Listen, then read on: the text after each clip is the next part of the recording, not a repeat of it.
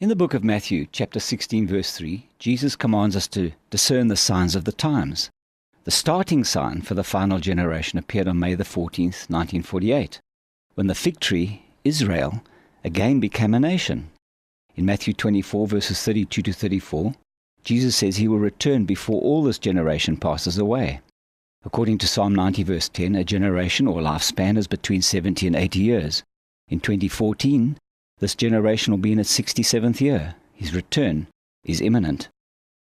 60 years after the birth of Israel, signs of the end of our generation began to appear in the heavens, as foretold by Jesus in Luke 21, verse 25. And there shall be signs in the sun, and in the moon, and in the stars. The first of these signs appeared in the star constellation Boötes in the form of a huge cosmic explosion. Boötes symbolizes a warrior coming in haste, with a spear in his right hand, war, and a sickle in his left hand, judgment. This warrior depicts the return of Christ, as recorded in Revelation 14, verses 14 to 16. 3 years later, in 2011, another massive sign appeared in the constellation Draco. Draco depicts a dragon as a warning sign of the coming of the devil to earth, foretold in Revelation 12, verses 3, 9, and 12. These two warning signs in the stars symbolize the coming of the devil at the start of the tribulation, and Christ 7 years later at the end of the tribulation. But what about signs in the sun and moon that Jesus declared will also appear?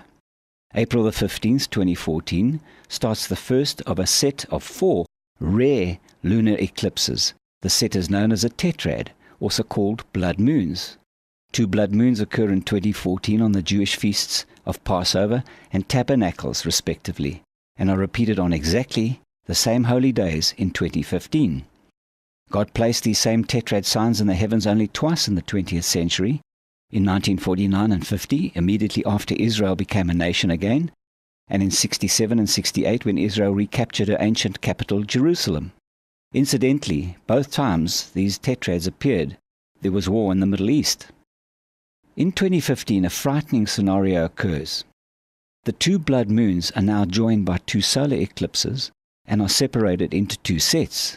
In the book of Joel, chapter 2, verse 31, the prophet foresaw these ominous celestial events and declared, "The sun shall be turned into darkness, and the moon into blood, before the great and the terrible day of the Lord come."